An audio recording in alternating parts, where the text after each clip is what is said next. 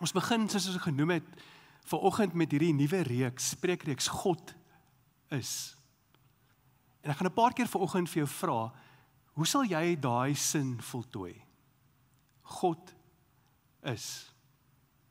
Daar's 'n universiteit in Texas, Baylor Universiteit, wat 'n groep mense geneem het en hulle wou graag uitvind, wat is mense se gedagtes oor God?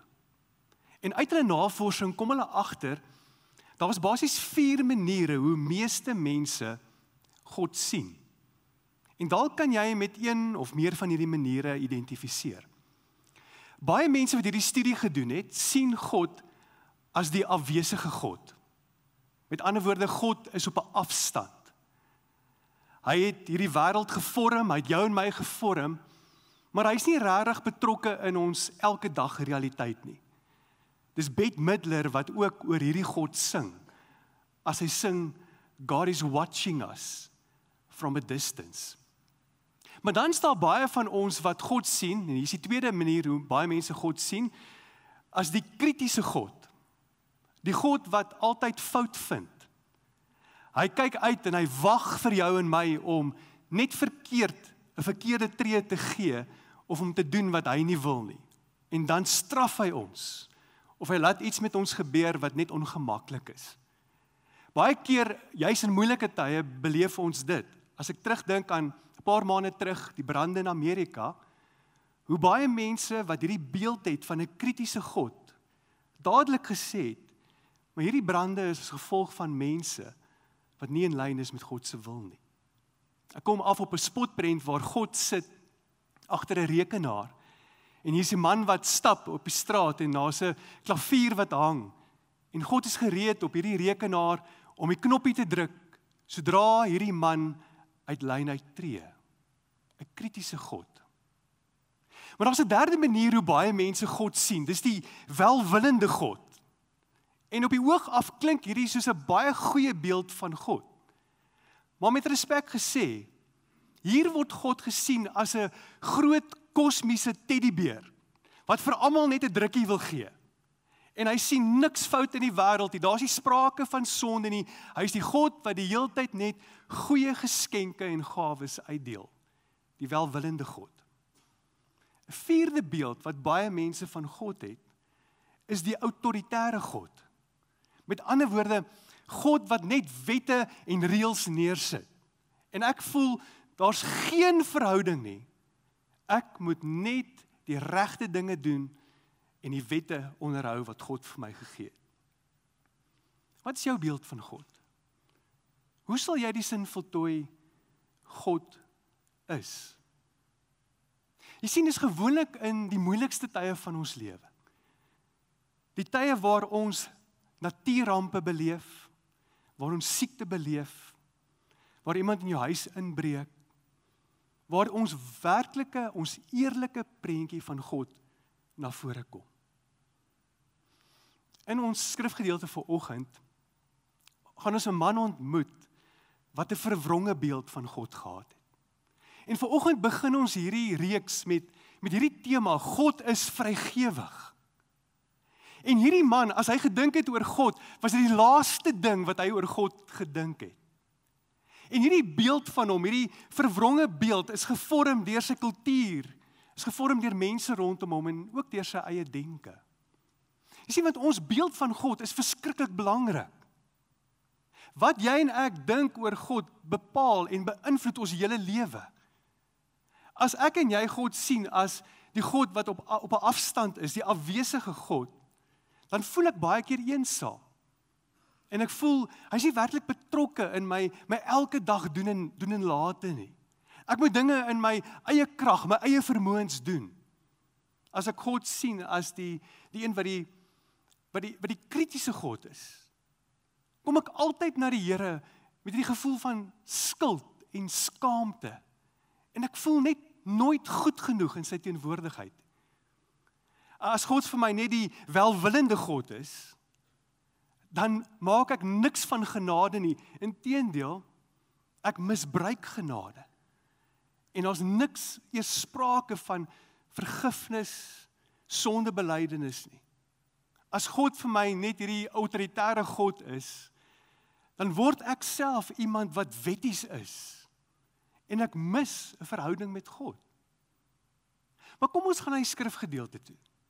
As jy jou Bybel by jou het, wil ek jou nooi om oop te maak by Lukas 19, en ons lees van hierdie man, 'n baie bekende man, se ontmoeting met Jesus. Lukas 19 vers 1 tot 4. Hy sê, Jesus het in Jerigo gekom, en hy was op pad deur die stad. Daar was 'n man met die naam van Saggeus, 'n hooftollenaar, 'n ryk man. Hy het geprobeer om Jesus te sien, maar weens die skare kon hy nie, want hy was kort. Hy hardloop toe vooruit en klim in 'n willevye boom om Jesus te kan sien, want hy, dis Jesus, sou daar verbygaan. Kom ons stop net eers daar. Wat weet ons van Saggeus? Kom ek verfris jou geheue. Ons weet hy was kort. Ons weet hy was baie ryk gewees. Inteendeel, hy was een van die rykste mense wat se paai met Jesus kruis. In vandag se tyd, en baie van die kommentaare sê ook vir ons, hy sou beskryf word as 'n multimiljonair. Daar was nie 'n einde gewees aan sy geld en aan sy hulpbronne nie. Maar ons weet ook, hy was die rykste man in Jerigo. Hy was ook die mees gehate man in Jerigo. Hoekom? Hy was 'n tollenaar. Nee, hy was nie net enige tollenaar nie. Hy was die hooftollenaar. Kan jy onthou wat ons al vir mekaar gesê het oor tollenaars? Tollenaars het in 'n stad die reg by die Romeinse regering gekoop om belastings te vra in hierdie stad. En hulle was Jode gewees, soos Saggeus, hulle was Jode gewees wat gewerk het vir die Romeinse regering. So hulle sou hierdie reg koop, en dan sou hulle gaan belasting invorder in die stad. Hulle sou vir die regering hulle geld gee, maar hulle sou vir hulle eie mense meer vra. Dis hoe hulle wins gemaak het. So jy kan dink dat mense vir Saggeus gehaat het. Hy was 'n Jood wat sy eie mense om die bos gelei het. Sy eie mense korrup hanteer het. Sy ooms, sy tannies, sy niggies, sy neefies, om homself te verryk. En nou werk hy ook nog vir die regering. Niemand wil vir die regering geld betaal nie, veral as die regering korrup is en jou onderdruk nie. So Saggeus is die rykste man in Jerigo, maar hy is ook die mees gehate man in Jerigo. Wanneer jy lees oor die eerste eeu en hoe mense gevoel het oor tollenaars, dan lees jy dat jong Joodse seuns, as hulle verby 'n tollenaar gestap het, sou hulle nie eers oogkontak maak met 'n tollenaar nie, want 'n tollenaar was gesien as vuil en onrein. So 'n jong seun sou afgekyk het in die grond en selfs in die grond in spoeg om sy afkeer te wys aan hierdie tollenaar. Saggeus word lewe in hierdie stad Jerigo met hierdie wete dat mense wil my nie eintlik sien nie. God wil my nie sien nie. Want hy's nie toegelaat in godsdienstige byeenkomste nie. Hy's gesien as onrein. En alhoewel hy alles gehad het, die mooiste voertuie van die tyd, dalk die mooiste kamele, die mooiste meubels, die grootste en die mooiste huis in Jerigo, was daar 'n leemte in hierdie man se hart gewees. Ek weet nie of jy dit al agtergekom het nie. In my ontmoet van mense, het ek al soveel agtergekom, dat jy kan alles hê wat jou hart begeer, en nog steeds rondloop met 'n leemte. Daai vakuum. En hierdie vakuum in Saggeus se lewe was, hy wou God sien. Hy het gehoor van Jesus, en hy wou so graag vir Jesus sien. Kom ons lees hierdie skrifgedeelte verder, vanaf vers 5 tot 7. Hy sê, toe Jesus op die plek kom, na by die boom waar Saggeus in is, kyk hy op vir hom en hy sê vir hom, Saggeus, kom gou af, want ek moet vandag in jou huis tuis gaan. Hy het toe afgeklim en Jesus met blydskap ontvang. Almal wat dit gesien het beswaar gemaak en gesê, maar hy gaan nou by 'n sondige man tuis. Die woordjie sien, terwyl ek hierdie hele skrifgedeelte lees, het ek hierdie woord sien omkring. Saggeus wil graag vir Jesus sien.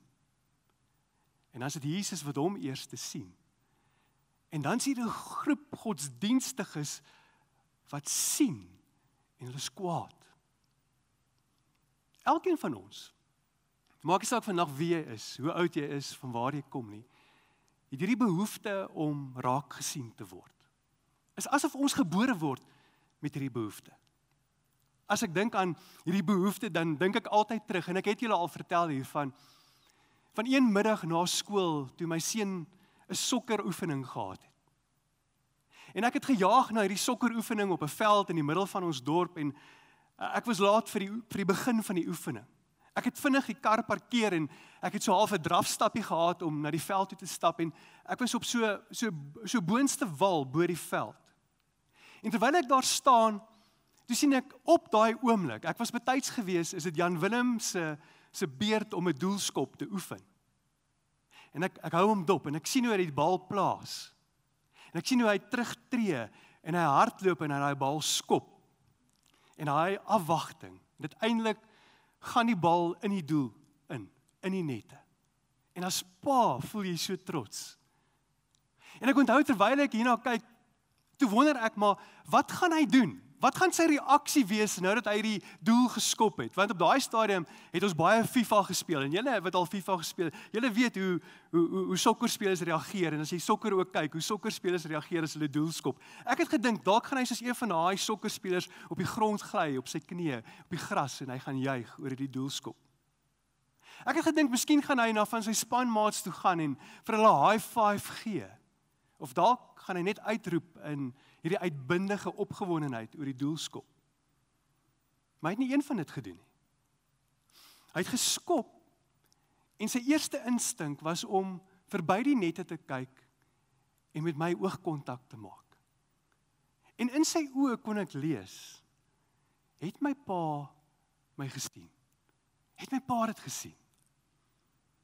En dis waar Saggeus is. Saggeus is op 'n plek waar hy vir Jesus wil sien. Maar ons weet, daar's 'n dieper behoefte, dat God hom sal raak sien. En dis presies ook wat hier gebeur. Hy kom uit hierdie boom, hy sit in hierdie boom, hy sien vir Jesus, Jesus sien hom inteendeel heel eerste raak, en Jesus gee vir hom hierdie uitnodiging. En hier is hy in die teenwoordigheid van die vrygewige God. En is in die teenwoordigheid van die vrygewige God, en ons gaan net nou die res van hierdie ontmoeting lees, waar daar amper ek wil dit noem 'n damwal van vrygewigheid breek in Saggeus se lewe, as gevolg van hierdie ontmoeting van Jesus. Ek wil 'n paar opmerkings maak oor vrygewigheid. Ek wil 3 opmerkings maak. Die eerste opmerking wat ek wil maak is dat vrygewigheid en geloof is sinoniem. Ons kan nie dit van mekaar skei nie. As gelowiges is vrygewigheid, en dit gaan net nou vir jou sin maak as die res van die storie van Saggeus lees. As gelowiges, as mense wat vol is van God se gees, is vrygewigheid nie vir ons 'n vrywillige opsie nie. Dis sinoniem met geloof. Ons leer ken God as die vrygewige God. As jy die eerste bladsy van die Bybel oopmaak, dan lees ons van 'n God wat gee. Hy gee aan ons hierdie skepping. Hy gee aan ons die lewe. Hy gee aan ons sy seun Jesus Christus. Hy gee aan ons die Heilige Gees. Hy gee aan ons gawes. En is hierdie vrygewige God waarmee Saggeus in aanraking kom. Jesus sê, ek wil 'n draai maak by jou huis. Ek wil in jou huis kom. Nou vanoggend, wanneer ons praat oor vrygewigheid, kom ons sê ook vir mekaar, dat vrygewigheid het 'n baie breë landskap. Ek kan vrygewig wees met my aandag, met my liefde, met my vergifnis, met my gawes, my talente, met my tyd, en ook met my hulpbronne. Kom ons gebruik vir 'n oomblik ons verbeelding. Jesus stap by Saggeus se huis in. die mooiste huis, die grootste huis in Jerigo. Jesus stap in, en heel moontlik wat hy opmerk, is dalk die vervoermiddels wat Saggeus het. Nie soos ons vervoermiddels nie, dalk het hy baie mooi kamele gehad, gesonde kamele, wat daar rond staan, perde, strydwaans. Jesus let op dat hierdie huis lyk anders as die ander huise in die dorp. Hy stap in, en van die beste, die mooiste tapuite is op die grond. Daar's kunswerke teen die muur van verskillende dele van die wêreld. Want Saggeus het die vermoë om die wêreld te toer. Saggeus het mense wat vir hom werk in sy huis. Onthou, hy kon nie voorberei vir Jesus se besoek nie. Hy kon nie gaan wegsteek en sekere dinge in 'n kamer sit waar Jesus nie kon sien nie. En Jesus stap in, en soos wat hy rondstap, Saggeus sien hy ook die dinge in sy eie huis, en hy besef, maar baie wat in my huis staan, het ek gekoop deur geld, met geld, wat ek oneerlik verdien het. Ek's korrup. Ek het my eie mense uitgebuit. En dis in hierdie oomblikke, en hier's wat vir my hierdie week net verbaas van hierdie skrifgedeelte. Dis in hierdie oomblikke dat Jesus nie 'n woord sê nie. Jesus sê niks van wat hy om hom sien in Saggeus se huis nie. Maar Saggeus ontmoet en staan in die teenwoordigheid van 'n vrygewige God. Dis in daai oomblikke dat Saggeus te doen kry met die vrygewige aandag van God. Hy's die een wat vir Jesus wou sien, en Jesus is die een wat hom raak sien. Hy's die een wat vir Jesus soek. Maar nou is dit al die tyd Jesus wat vir hom soek. En ek hoop ons kan 'n greep op dit kry vanoggend. Dat God is die een wat soek. God is die een wat kyk. As jy vanoggend hier sit en jy voel op 'n plek ver van God af, hy's die een wat vir jou soek. Hy's die een wat na jou kyk, en hy's die een wat jou naam ken. Hy ken Saggeus se naam. Daarom is hy ook vrygewig in sy aandag en in sy liefde. Dis wat Saggeus ervaar in Jesus. Maar Saggeus ervaar ook in daai oomblikke die vrygewige genade en vergifnis van God. Hy ervaar die vrygewige goedheid van God. Jy sien, sy hele lewe lank moes hy hoor, hy's nie welkom in die huis van God nie, en hier staan God, die vrygewige God, in sy huis. Jy kan nie 'n ontmoeting met die vrygewige God hê en die verander nie. En dit bring my by die tweede gedagte vanoggend, dat vrygewigheid belyn my hart met God se prioriteite. Kom ons lees van hierdie ontmoeting. In vers 8. Hy sê, maar Saggeus het opgestaan en hy het vir die Here gesê, Here, ek gaan die helfte van my goed vir die armes gee, en waar ek iets van iemand afgepers het, gaan ek dit 4-dubbel teruggee. Het Jesus vir hom gesê hy moet dit doen? Nee. Maar ons kan nie 'n ontmoeting met God hê en dieselfde bly nie. Jy sien, hy kon in daai oomblikke gesê het, Here, dankie vir hierdie ontmoeting. Amen. En my lewe gaan aan soos van tevore.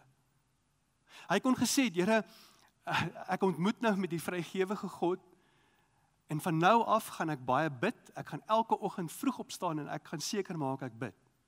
Here, van nou af gaan ek elke dag Bybel lees. Here, van nou af gaan ek elke week in die kerk wees. Sommige Sondag gaan ek selfs 2 keer kerk toe gaan. Maar dis nie wat hy sê nie. Dis in die teenwoordigheid van die vrygewige God dat ons hart belyn word met God se prioriteite. En wat ervaar hy in hierdie oomblikke? Hy word bewus, hier's arm mense in my stad. Hier's mense met behoefte wat rondom my bly. En nou kom hy en hy sê, ek gaan 50% weggee. Hierdie is my so tong in die kies. Terwyl die godsdienstige sien dat Jesus is in Saggeus se huis, en hulle het 'n probleem dat Jesus in sy huis is, en hulle besig is met mekaar te stry oor Gee mens 10% van jou salaris weg, en is hierdie 10%, bereken jy dit op jou bruto of jou netto salaris? Kom Saggeus, en hy sê, dis nie die gesprek nie. Ek ontmoet met die vrygewige God, en my prioriteite belyn met hom. Ek gee sommer 50% weg. Hy kom agter, daar's behoefte om hom. Maar die tweede ding wat hy agterkom is, hy kom agter ook, dat daar's van sy waardes wat moet verander. Hy kom agter, ek het oneerlik geld verdien. En daarom sê hy, 4-dubbel gaan ek teruggee. Net so terloops, as ek die Nuwe Testament lees, dan lyk dit vir my, of 50% se weggee, of het genoem word vir die rykste van die rykstes, maar ook vir die armste van die arm mense. In Lukas 3, lees ons hoe Johannes met sy volgelinge praat, juis oor vrygewigheid. En hulle vra vir Johannes, maar wat moet ons doen? En Johannes sê, as jy 2 kledingstukke het, gee 1 weg, 50%. Maar dis in hierdie ontmoeting, waar ons prioriteite belyn met God se prioriteite, my hart belyn met sy prioriteite. Daar's 'n derde ding wat gebeur. Die derde ding wat ek sien wat gebeur, is dat vrygewigheid maak my deel van Jesus se missie op aarde. Net so terloops, in Handelinge 2 met die uitstorting van die Heilige Gees, sien ons presies dieselfde gebeur. Dat een van die eerste tekens vir mense wat gevul is met die Heilige Gees, is vrygewigheid. Dis asof God sê, belyn jou hart met my prioriteite, en word deel van my missie hier op aarde. Kom ons lees wat gebeur daar in Saggeus se lewe. Vers 9 en 10 sê hy, daarop sê Jesus, hy sê, vandag het daar redding vir hierdie huis gekom. En dan sê hy, ook hierdie man is 'n kind van Abraham. Die seun van die mens het immers gekom om te soek en te red wat verlore is. Maar hoe word ek deel van Jesus se missie hier op aarde, as dit kom by my vrygewigheid? En ek wil hê ons moet vanoggend baie prakties raak. Waarmee is God tans besig in ons dorp, hier in Secunda? Ons het vanoggend 2 gaste hier, vir Ronel McIntyre en Jonandre Prinsloo. Julle is baie welkom vorentoe te kom, en ek wil 'n paar oomblikke met julle gesels. Is welkom hier saam met my te kom sit. Dat ons ook vanoggend bewus sal wees van dit waarmee die Here besig is in ons eie dorp. Julle is welkom sitplek hier in te neem. Kom ons raak prakties met ons eie begroting by Kruik. Deel van ons begroting, begroot ons vir welsyn. Nou, baie belangrik, as ons praat oor welsyn, ons maak 'n skeiding in ons begroting tussen welsyn en uitreike. So wanneer ons praat van welsyn, is dit nie uitreike nie. Maar onder ons welsyn is daar 'n paar projekte, en hy sê op die skerm, Stutela, House of Mercy, ons kospakkies, en dan ons Emba uitreik, wat val onder ons welsyn, waarvoor ons maandeliks gee. En op hierdie stadium begroot ons R6,000 per maand vir ons welsyn. En daai R6,000 word verdeel tussen hierdie projekte. Nou Ronel en Somonay, julle is van Tutela, en ons wil graag nou vanoggend by julle hoor. Ek weet nie almal van ons weet wie Tutela is nie, en wat julle doen nie. So kan julle vir ons net vertel, wie is Tutela? Ja, jy's doodreg, min mense weet wie is Tutela. So Tutela is 'n nie winsgewende organisasie. Ons is 'n geloofgebaseerde organisasie. Dit is die ou CMR. Hulle het so 1978. Ons is al van toe af aan die gang. In 2014 toe die naam verander na Tutela. Dit beteken beveiliging, beskerming, en dit gaan weer saam met ons lese wat sê omgee bring hoop. En wat doen Tutela? Tutela ons lewer voorkomende dienste, vroeë interventiedienste, as ook statutêre dienste en nasorgdienste. Ja, en julle is baie naby aan ons. Ek dink dis net hier oor kan die pad, by naby Maritjie skool wat julle is. So is ons welkom om net daar in te loer en te kyk wat julle doen. Nou moet julle ja sê. Enige tyd. Ons verwelkom enige iemand daar by ons. Ons het darm koffie. En verduidelik net vir ons, want so ons gemeente, Kruikgemeente, werk saam met Tutela. So Tutela word gesien as ons welsynsbeen.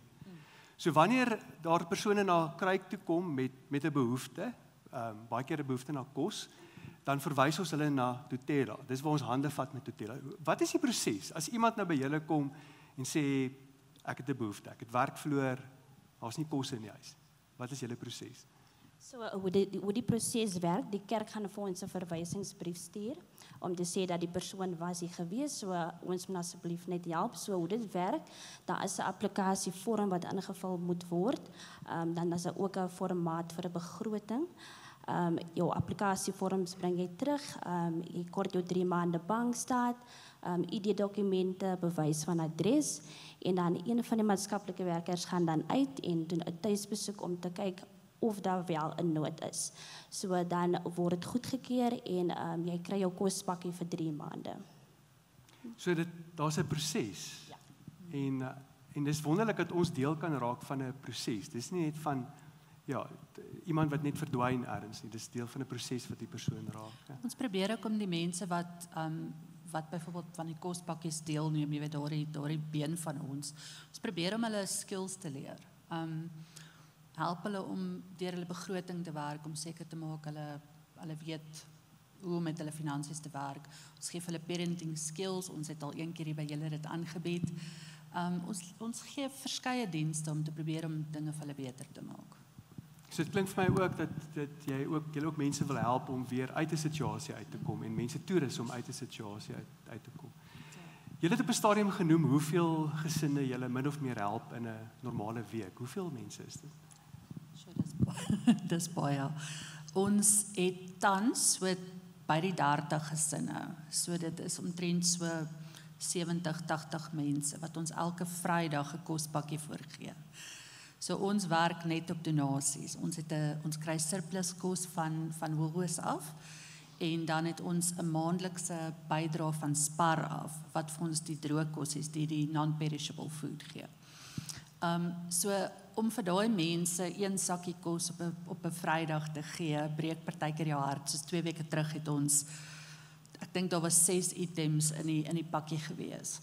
Maar so die vrygewigheid waarvan jy gepraat het, dit is letterlik al waarop ons staat maak om ons kosprojekte te loods. Ek wil ons moet net 'n gevoel kry vir dit. So dis min of meer 30 gesinne per week. En as jy dalk hier sit om te dink aan hoeveel spandeer jy aan jou gesin om te kan eet per week, en hier moet 30 gesinne voor kos gegee word. Dis 'n paar rand. Gaan gou Pick n Pay toe, dis vinnig R400 en dis per dag. Hierdie mense kry een sakkie kos vir 5 of 6 mense en hulle moet die hele week daarmee uitkom. Ek weet 'n mens mag nie altyd vertel van kliënte nie, maar het julle dalk 'n storie van iemand, 'n lewensveranderende storie wat julle vir ons met ons kan deel? Het julle tyd? Miskien een storie, Ronel. Ek sal een deel wat onlangs gebeur het. Daar was 'n pasgebore babatjie wat verwyder moes geword het. En mamma is 'n dwelmverslaafde. Gelukkig het hy geen neeweffekte, niks nie. Hy is fris en gesond en hy is veilig geplaas in 'n liefdevolle huis. Ja. Baie dankie. En dankie vir die werk wat julle doen. As ons moet praat oor wat julle uitdagings tans is. Weereens is 'n lang lys. Watter uitdagings beleef julle? Kyk, ons grootste uitdaging sou ek sê is finansiëel. Omdat ons 'n nie winsgewende organisasie is nie. Die staat gee subsidie, maar dit dek slegs die 2 maatskaplike werkers se salaris. So alles anders kom van donasies af. So die petrol in ons kar, die papier waarop ons print. Mense dink nie altyd nie, maar die ligte moet aan wees. So vir hulle om die dienste te kan lewer, en ek het die wêreldrespek vir hulle. Jy het sekere goed nodig. So finansiëel is een van ons grootste uitdagings. Dan ons kos. Definitief, ons het kospakkies wat ons elke week, soos julle weet, uitgee. So ons het kos nodig. Ons het hande nodig by van ons projekte. Ons is betrokke by Jan ook met die kinderfees. So jy weet, ons het mense nodig wat ons help. En ek dink een van die grootste dinge is bid vir ons. Ons het regtig dit nodig. Baie dankie vir die werk wat julle doen en ook vir vanoggend hier wees. En dis 'n voorreg om saam met julle ook te kan hande neem en te weet dat julle werk, die storie wat jy nou vertel ook met klein babetjies, met gesinne, met ouer mense. En julle is besig om 'n impak te maak op ons gemeenskap en baie dankie daarvoor. Daar's ook pamflette beskikbaar wat ons uitgedeel het by die deur wat meer vertel oor Tutela en ek wil jou nooi as jy nie ingeneem het nie, kry gerus een en Ronella gaan ook hier wees na die tyd, gesels gerus met hulle as jy meer wil weet van Tutela. Baie dankie. Kan ons vir hulle lekker hande klap gee asseblief? Baie dankie.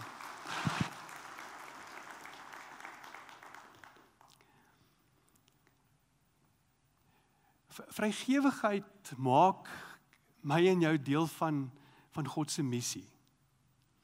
En dis nie 'n vrywillige opsie nie.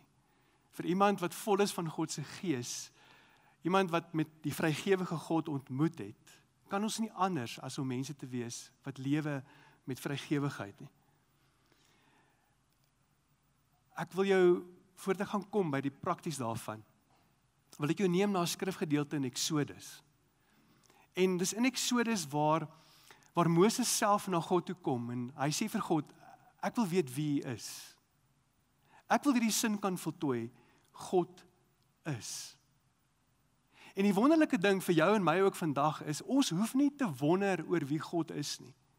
Dat reg deur die skrif kom, maak God homself bekend aan ons, deur sy woord, deur sy gees.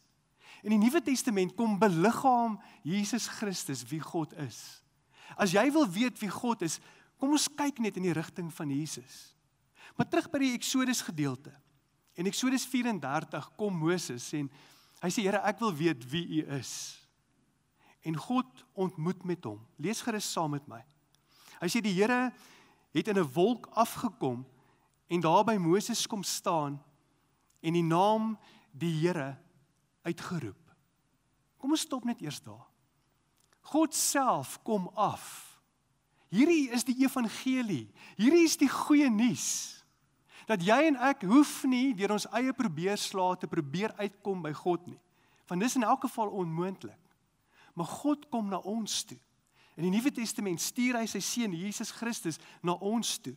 En dan lees ons, hy sê, terwyl hy by Moses verbygaan, roep die Here.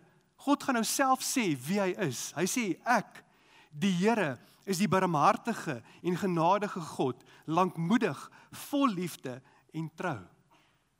As jy hierdie wil opsom, dis asof God sê, ek is die vrygewige God. Heel eerstens sê hy, ek is die barmhartige. En daai woordjie barmhartige kan so ryk woord en kan op soveel maniere vertaal word. Dit beteken deernis. In Engels vertaal ons dit baie keer met compassion. Dis liefde wat ek voel, passie wat ek voel teenoor iemand. En dis nie net 'n gevoel nie, dis iets wat oorgaan in aksie. Ek dink jy sal met my saamstem dat ons wêreld, ons land, ons dorp het met meer barmhartigheid nodig. En dan sê hy, ek is die genadige God. Daar's baie definisies vir genade. Genade is hierdie onverdiende guns. Met ander woorde, God sê, ek is vrygewig in my guns. En dan gaan hy verder en hy sê, ek's lankmoedig. Van die vertalings vertaal hierdie lankmoedig met geduldig. En ek weet ook, jy sal my saamstem, ons het nodig dat ons meer geduld sal hê teenoor mekaar.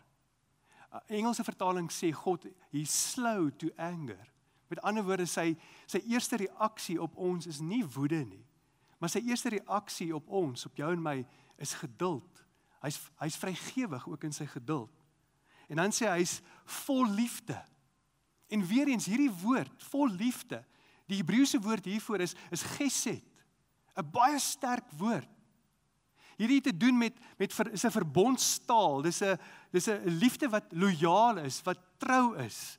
Die een verklaring vir hierdie woord is the consistent, hoor hierna, the consistent, ever faithful, relentless, constantly pursuing, lavish, extravagant, unrestrained, furious love of God. Klink dit vir jou soos 'n vrygewige God? En dan sê hy, ek is vol trou. Getrouheid. En ek weet, soos ek na hierdie gehoor kyk, Dis die storie op storie oor God se getrouheid. In hierdie 2 jaar by Kruik Gemeente het ek Kruik Gemeente leer ken as 'n vrygewige gemeente. Net verlede week het ons gevra ook vir ons belewenstuin vir finansies en meer as genoeg het ingekom. Dankie daarvoor. Dankie vir elkeen van julle se vrygewigheid. Jou vrygewigheid in jou tyd, in jou gawes, in jou hulpbronne, in jou menswees. Maar mag ons aanhou om 'n vrygewige gemeente te wees. Kom ons raak nog meer prakties. Ek wil jou vanoggend vra. Jy het gesien ons welsyn. Ons begroot R6,000 per maand vir ons welsyn. En kan ek gou met jou eerlik wees? Elke maand kom daai R6,000 nie in nie. Daar's baie keer 'n tekort. Maar daar's 'n groot behoefte in ons dorp. Ons is vermoënde mense. Ons is mense wat gevul is met God se Gees. Ons is mense wat 'n verskil kan maak in hierdie dorp. En ek weet, ons doen dit reeds. Maar ek wil jou vra, ons het commitment forms uitgegee by die deur vir ons welsyn. Wil jy nie oorweeg om vir hierdie jaar, vanaf Maart tot Desember, te commit om 'n bepaalde bedrag te gee per maand of kwartaalliks of eenmalig vir welsyn. Jy kan op daai vormpie merk, ek's bereid en ek beplan om maandeliks te gee, of ek beplan om kwartaalliks te gee, of ek sal eenmalige bedrag gee. Ek weet dat ons kan daai bedrag baie maklik maak. Dankie vir die verskil wat elkeen van julle ook maak, nie net in die gemeente nie, maar ook in die dorp waarin God ons geplaas het. Maar mag ons wat in verhouding is met 'n vrygewige God, mag ons toelaat dat sy hartklop ons hartklop word. Mag ons al hoe meer toelaat dat ons belyn word met sy prioriteite. En mag ons vrygewigheid ook al hoe meer maak dat jy en ek 'n verskil maak en deel is van die missie van God in hierdie wêreld. Ek wil jou nooi om daai vormpie te neem en ons gaan 'n tyd gee, ons gaan 'n kans gee om na 'n liedjie te luister en dat jy bidend hieroor kan dink, kan invul. En teen die einde van die diens dat jy kan insit by ons kruik nadat jy dit ingevul het. Daar's ook penne beskikbaar as jy nie so vormpie ontvang het nie. By ons kruike agter is daar ook 'n vormpie met penne beskikbaar en jy is baie welkom om dit daar ook in te vul. Kom ons sluit ons oë, dan gaan ek vir ons saam bid en dan gaan ek vir jou kans gee om bidend hieroor te dink. Kom ons sluit ons oë.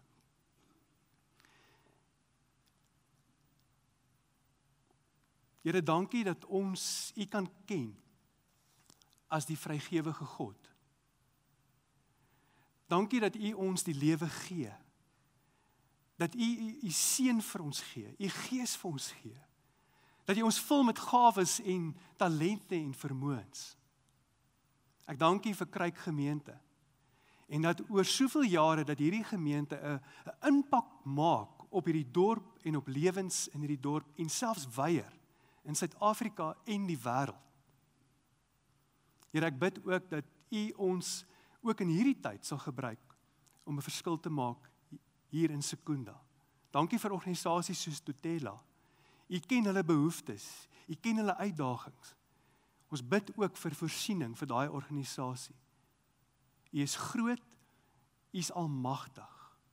U is God wat vrygewig is. Ons bid dit in U naam. Amen.